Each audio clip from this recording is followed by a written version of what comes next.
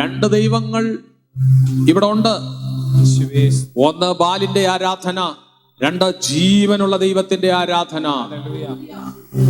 ഏലിയാവ് പതുക്കെ എഴുന്നേറ്റ് പറഞ്ഞു, അവൻ ഉറങ്ങുകയാണ്, ധ്യാനത്തിലാണ്, പ്രവർത്തിക്കാൻ കഴിയുന്നില്ല. വിളിച്ചോ വിളിച്ചോ വിളിച്ചോ. എന്നിട്ട് വായിച്ചേ താഴോട്ട്.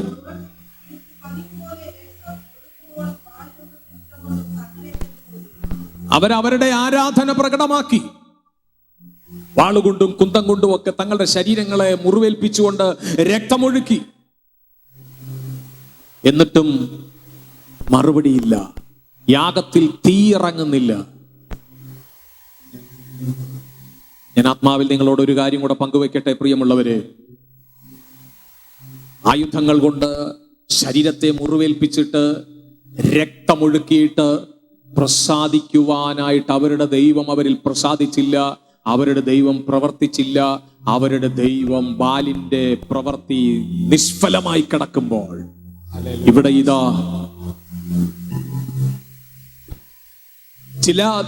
ചില രക്തങ്ങൾ ഫലമില്ലാതെ കിടക്കുമ്പോൾ കാൽവറിയുടെ കുലത്തളത്തിൽ ഞങ്ങൾക്ക് പകരമായി ഒരുവന്റെ രക്തം, ആ രക്തത്തിലൂടെ ദൈവം ചിലരെ ശുദ്ധീകരിക്കാൻ, യേശുവിൽ വിശ്വസിക്കുകയും ആശ്രയിക്കുകയും ചെയ്യുന്നവരെ ശുദ്ധീകരിക്കാൻ സർവശക്തനായ ദൈവത്തിനു മനസ്സായി.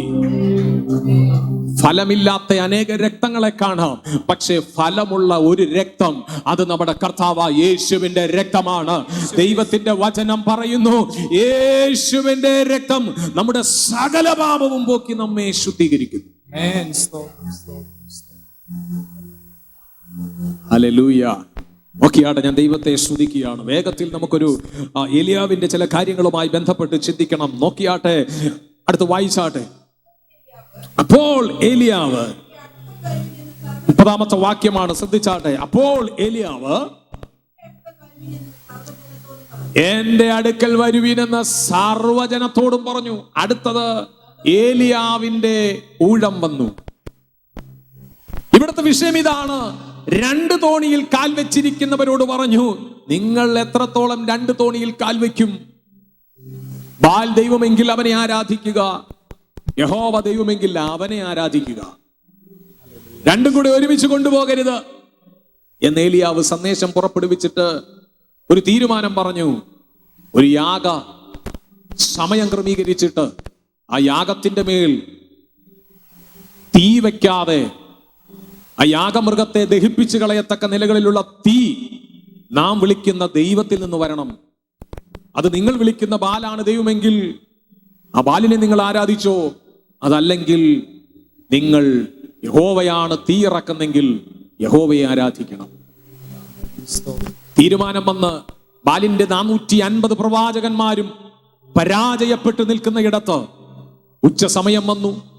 അവിടെ ഇതാ ഏലിയാവ് പറയുകയാണ്, എല്ലാവരും എന്റെ അടുക്കൽ വരുവീൻ. ധൈര്യമുണ്ടോ നിങ്ങൾക്ക്? വിശ്വാസമുണ്ടോ നിങ്ങൾക്ക്? പരാജയപ്പെട്ട് നിൽക്കുന്ന ജനത്തെ നോക്കി നിങ്ങൾക്ക് പറയാൻ പറ്റുമോ, ഞങ്ങളുടെ രക്ഷകൻ ജീവിക്കുന്നു? Love you, Jesus. ഞങ്ങൾ ചില വിഷയങ്ങളിൽ നിന്ന് വിടുതൽ പ്രാപിച്ചവരാണ്. പരാജയപ്പെട്ട് ജീവിതം തകർക്കപ്പെട്ട് നിലവിളിച്ച് അല്ലമുറയിട്ട് നിലവിളിക്കുന്ന ജീവിതങ്ങളെ അന്വേഷിച്ചുകൊണ്ട് ജീവിതങ്ങളുടെ അടുക്കലേക്ക് ചെന്ന് പറയാൻ പറ്റുമോ, നിങ്ങൾ എന്റെ അടുക്കൽ വരുവേ? ഏലിയാവ് പറഞ്ഞു, സർവജനത്തെ നോക്കിയിട്ട് പറഞ്ഞു, നിങ്ങൾ എന്റെ അടുക്കൽ വരുവേ. കാര്യം, പരാജയപ്പെട്ട ഒരുവനെയല്ല ഞാൻ കാണിക്കുന്നത്, പ്രപഞ്ചത്തെ സൃഷ്ടിച്ച ഒരുവനെ ഞങ്ങൾക്ക് കാണിക്കാം. ഓ, നിങ്ങളെ രക്ഷിക്കുന്ന ഒരു ദൈവത്തെ കാണിക്കാം, പാപത്തിൽ നിന്ന് വിടുവിക്കുന്ന ഒരു ദൈവത്തെ കാണിക്കാം.